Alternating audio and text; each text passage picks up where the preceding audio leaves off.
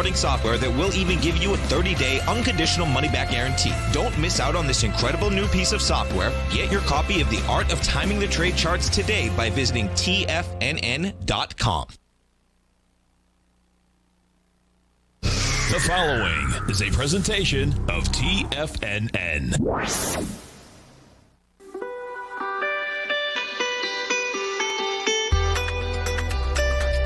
The Morning Market Kickoff with your host, Tommy O'Brien.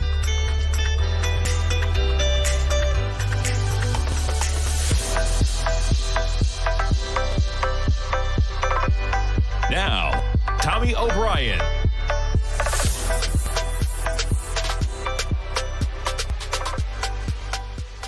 Good morning, everybody. I'm Tommy O'Brien, coming to you live from TFNN, 8:30 a.m. Tuesday morning, 60 minutes to go until that opening bell. We got markets in positive territory, but off of the highs of the session overnight. Chart starting things off with the S&P, currently up about 11 points at 34.34. We were as high as about 34.50 pre-market. NASDAQ, NQ futures up 26 points, 11,677. You have the news from the Wall Street Journal that Google, they are going to deal with antitrust from the Justice Department coming down the line. Google, why not? We'll jump right over to Google shares this morning. Check that out. You see a little bit of volatility with the market in positive territory. You have Google trading a few dollars lower, nothing too dramatic. Jumping around to some of the other FANG stocks to kick things off. Microsoft shares, 215.25. Jumping back to the indices, the S&P, 34.32. You see the sell-off on Friday afternoon. It starts at 3 o'clock in the afternoon. We're at 3,500. You trade down to about 34.65. Monday, we open at about 34.90, give or take, 34.95 almost, and then quite a sell-off from 34. Let's get what the high actually is. Yeah, about a high of 34.9375, give or take. And we trade down a solid 83 S&P points to 34.10, making lows right at the close. The market, I mean, quite an acceleration higher overnight. We got 40 S&P points to 34.50, but that only lasted until about 6:30 a.m. this morning. The market rolling over about 20 S&P points to 34.30, still in positive territory, but giving up a decent portion of those gains. The Dow up 88 points. You see the sell-off there as well. The Dow is up above 28,300, currently trading 28,186. Commodities, crude oil, down 20 cents right now at 40.84. Still relatively well holding up. Last week we had that low of 39.22. Gold contract down $6, was above 19.10, currently trading at 19.05. Silver down 8 pennies at 24.61. And notes and bonds, a little bit of lower price and higher yields. The 10-year minus 5 ticks at 138.24. We're kind of coming down just below the lows that we had yesterday. We're looking at a 10-year yield right now of 0.786%. Coming right up to that 0.8 maybe yield, 0.786. The yield on the 10-year right now, the 30-year minus 23 ticks at 173.25, just under the lows that we had yesterday as well. And jumping over to the VIX. Volatility index, as the market sold off yesterday, almost made it to 30. This morning, as we're getting a little bit of a sell-off in the last 2 hours from 6:30, the VIX now just above 29 briefly, currently trading at 28.84. All right, in terms of what else we have happening in the market, housing starts just coming out at 8:30. Housing starts 1.415 million in September. The market was looking for 1.457, so slightly under that expectation. And jumping around to what else we have going on. The headline in the morning, possible stimulus, not likely though, folks. Mnuchin, Pelosi, they're going to talk again on Tuesday, but it's a lot to overcome, to put it lightly, in terms of a deal. Their differences, whether that can get through the Senate. We're 2 weeks from the election today, 14 days. If you haven't voted, there's still time to vote early. There's actually, I believe, still time to even request a ballot. I'm not certain of that if you wanted to vote by mail. But at this point, with everything going on, probably try and get out there. If you haven't already requested a ballot, make sure you turn in that ballot early. Give them time to get in there. Some states, they can start counting them early. Make sure you give the Postal Service enough time to get it there. Don't wait on that. And then, of course, Florida, early voting. And then, of course, voting on Election Day. All right, jumping around to earnings. So last night, IBM, third straight quarter of revenue declines. Jumping to the numbers, right in line, $258 a share versus $258. They actually beat on revenue, 17.56 versus 17.56. 0.54. Revenue declined 2.5%, third consecutive quarter that revenue line is dropping. And to get into IBM, they are trading lower on that news. IBM shares trading from about 125, we're down to 120, 126. Logitech out with their numbers as well. And check out this acceleration. Getting into the numbers. Annual sales to increase between 35 to 40% in constant currencies, up from its previous view of a 10 to 13% increase. The maker of keyboards, mice, webcams, and headsets said it was benefiting from a shift to working from home. Logitech shares, I mean, that's quite a number, right, folks? And there you go. From 80 up to 94, you're up $14 right now on an $80 stock. So you're talking about, what is that, 17%? It's going to pop at the open up to $98.45. And check out this, when you put it back, I mean, look at that, $31, and we're going to open at $94 for Logitech. We were trading under 50 pre-COVID on that stock as they crush it out of the park on earnings. For the year to the end of March, it expects income of between $700 and $725 million. The previous forecast was only $400 million across the board. Procter Gamble out with their numbers this morning. Strong numbers, beats estimates, sales jumped 9%, raises forecast amid strong demand, raised its sales outlook, now expects overall sales growth 3 to 4%. I mean, strong numbers when you think about what they're selling. Not exactly a huge growth industry, but guess what? Everybody's stocking up on household items, staying at home, and Procter & Gamble, this will be the daily as things have really accelerated. Check out that uptrend that I already had on that chart, just kind of notated there. And we did trade down quite a day with the market yesterday, right, to 141.94. And even as you extend that, watch this. Extend it to the right, almost makes it down there, but the earnings come out and we're trading higher by about $3 up to 144.30 this morning on Procter & Gamble. They have their conference call starting at 8:30, right when we came on the air. All right, Goldman. So they're going to be paying over $2 billion in the 1MDB probe. Bloomberg News is reporting quite a price tag. The cost of doing business for the bank's role in Malaysia's scandal. That news coming out, $2 billion. Malaysia in September dropped criminal charges against 3 Goldman units after the bank agreed to pay $3.9 billion to settle the probe.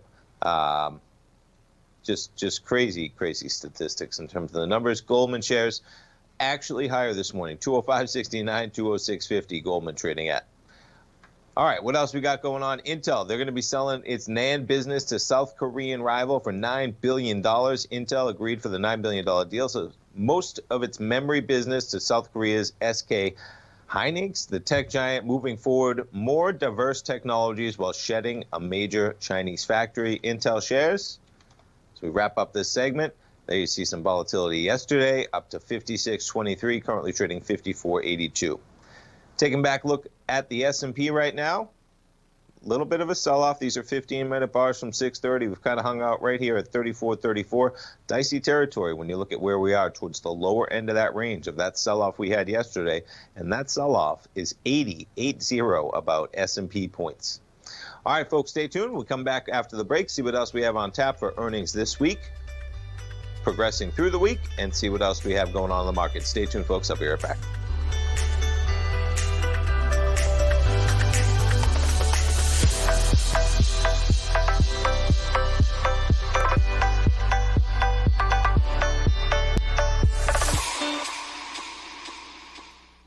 Many of our new listeners have heard about The Tiger's Den. The Tiger's Den is a lively community where professional traders and investors can meet, exchange ideas and information in a comfortable, moderated atmosphere. Hear all of the TFNN shows, plus see all of the charts as they happen live and have access to archives of all of those charts. You can test drive The Tiger's Den absolutely free for 30 days and greatly enrich your knowledge of these markets and how to make your money work for you. Details on The Tiger's Den are on the front page of TFNN.com.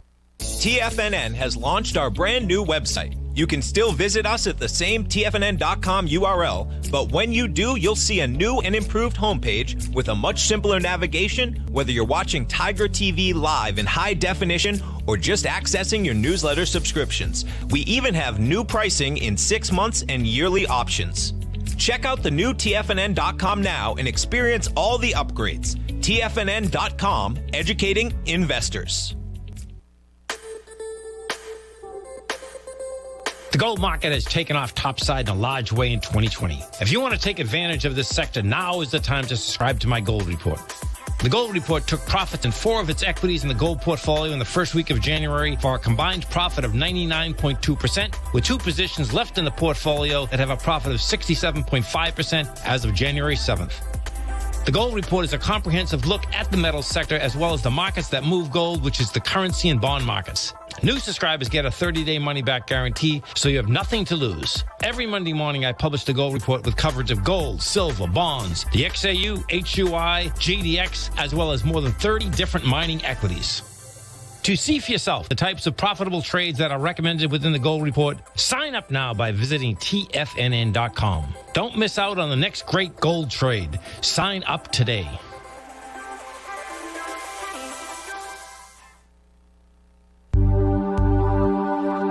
Are China A shares hot or not?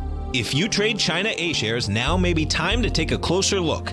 Trade CHAU or CHAD, Directions Daily CSI 300 China A Share Bull and Bear ETFs. China A shares in either direction. Visit directioninvestments.com today. An investor should consider the investment objectives, risks, charges, and expenses of the Direction shares carefully before investing. The prospectus and summary prospectus contain this and other information about Direction shares. To obtain a prospectus or summary prospectus, please contact Direction shares at 866-476-7523. The prospectus or summary prospectus should be read carefully before investing. An investment in the funds is subject to risk, including the possible loss of principal. The funds are designed to be utilized only by sophisticated investors such as traders and active investors. Distributor Foreside Fund Services, LLC. Don't forget, you can listen to TFNN live on your mobile device 24 hours per day. Go to TFNN.com, then hit Watch Tiger TV. That's TFNN.com, then hit Watch Tiger TV for the latest market information.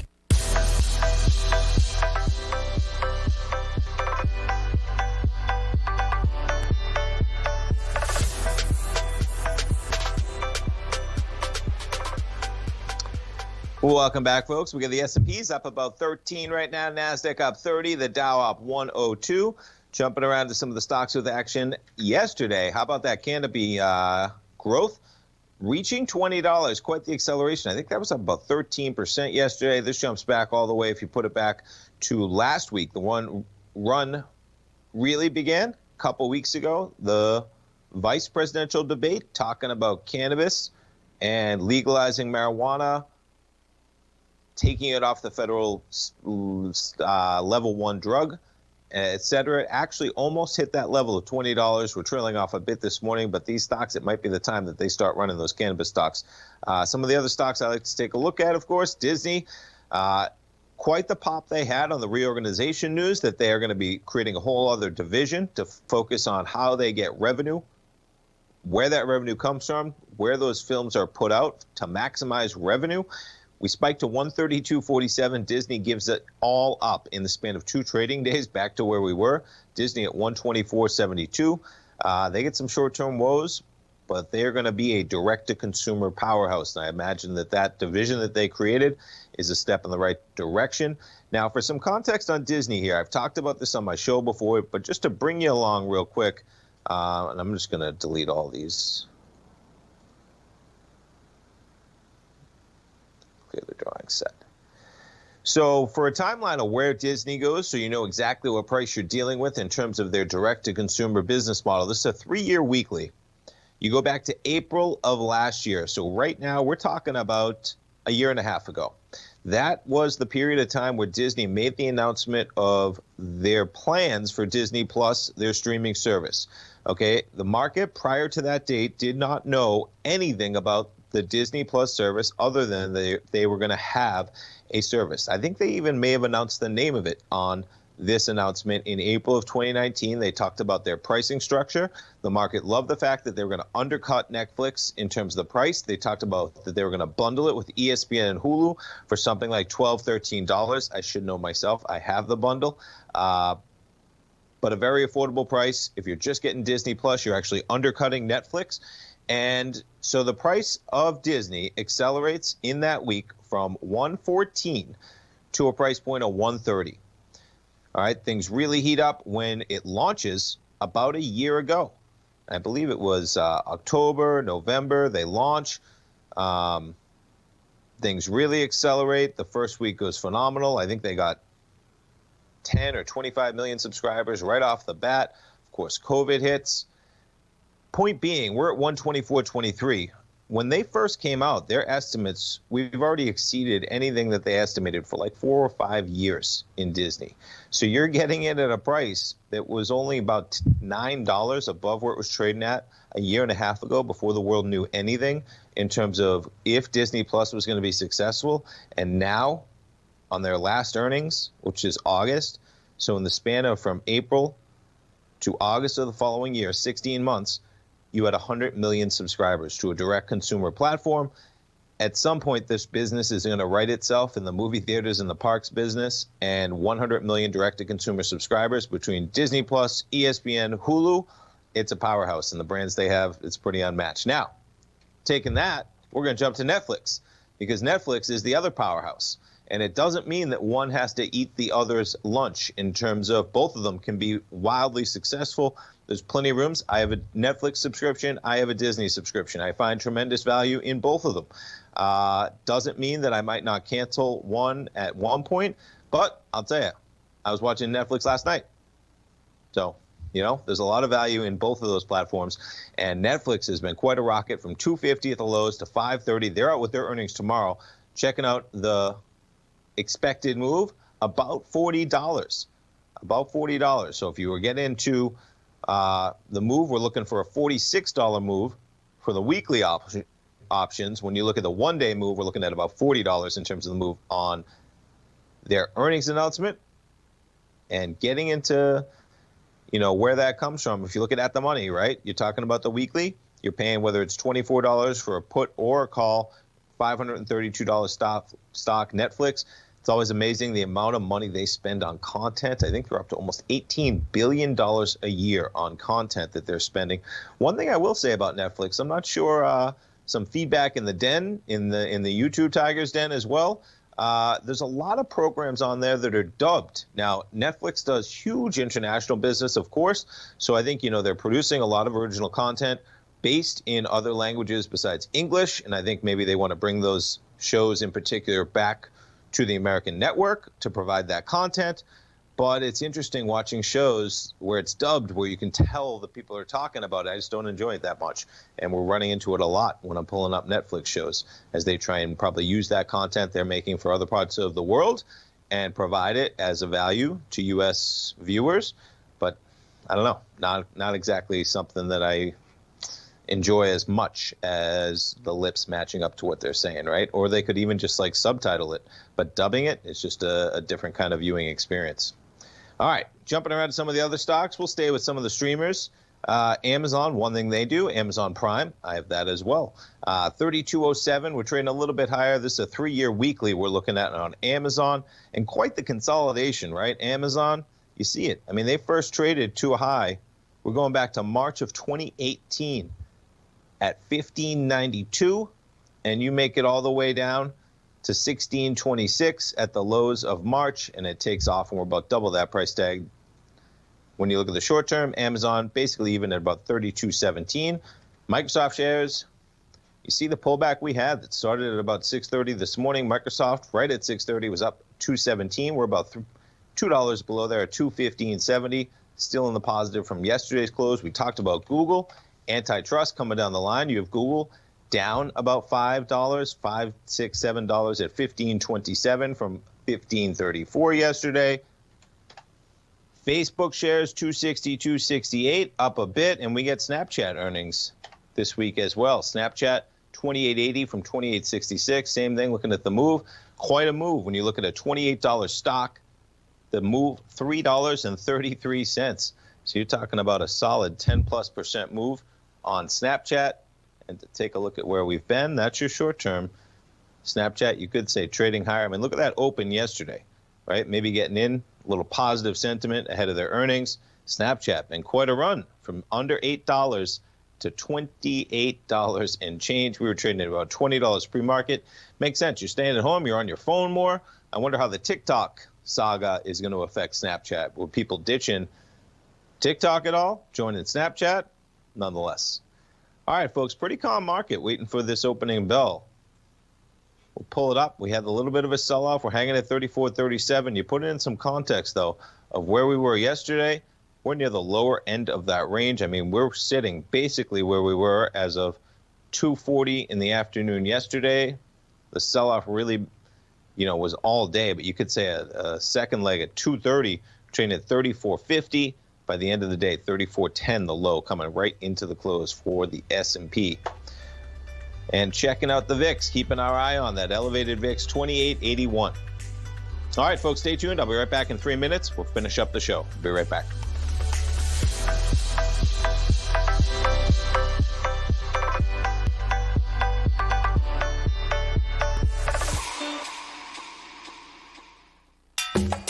Back in the day, I joined Hotel California in 2006, and like many of you, was drawn in by, as well as... Whatever you think about, you bring about. Whatever you focus on grows. You see, I believe that everything in life happens for us, not to us, and Tom ignited the fire within me to want to learn how to master the markets. So how did I go from knowing nothing about technical analysis to becoming the #1 market timer for the S&P 500 in 2018 and the #2 market timer in 2019? Simply put, I hired coaches with a proven track record, which led me to a whole new set of tools that I created to interpret the message of buyers and sellers. I would love the opportunity to teach you this award-winning set of tools and to help you improve your market timing. You can test drive my newsletter service, Mastering Probabilities, for the next 30 days with no risk to you. Plus, you'll gain access to archive workshops that'll take you step-by-step through my system. Sign up today by going to the homepage of TFNN.com and selecting Mastering Probability in the newsletter tab. Bam! If you haven't checked out the newsletters page of TFNN.com, what are you waiting for? All of the TFNN newsletters are informative, up-to-date, affordable, and a must-have for every trader looking to gain a competitive informational edge in today's markets. TFNN newsletters cover every aspect of the markets to offer you the very latest in market news. Plus, new subscribers get to test drive our newsletters risk-free for 30 days.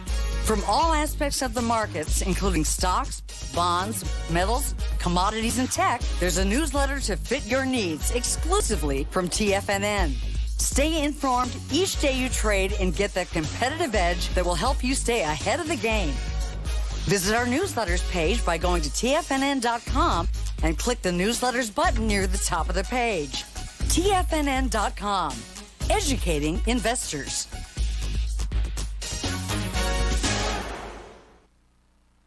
Introducing Primal Edge. Today, it's even more important to take a supplement that complements your health. Primal Edge is specifically formulated to boost your immune system and help with weight loss, better sleep, stress reduction, and the need to detox. Our early ancestors found all their nutritional requirements in the wild environment. But today, our food sources don't contain the vitamins, minerals, and nutrients that we need to stay healthy and strong. That's why we need Primal Edge Daily Nutrition. It includes a special blend of ionic, soil-based, vitamins, minerals, fatty and amino acids in an easy-to-use liquid form. Primal Edge is powered by highly concentrated humic and fulvic acids, nature's preferred delivery system. They've been called miracle molecules because, like sunlight, air, and water, without them, life cannot exist. That's right, Ellen. They ensure we receive all the nutrition we need to be healthy and thrive. We take it every morning. Primal Edge. Just $89 exclusively at TFNN.com. Don't forget, you can listen to TFNN live on your mobile device 24 hours per day. Go to TFNN.com, then hit Watch Tiger TV. That's TFNN.com, then hit Watch Tiger TV for the latest market information.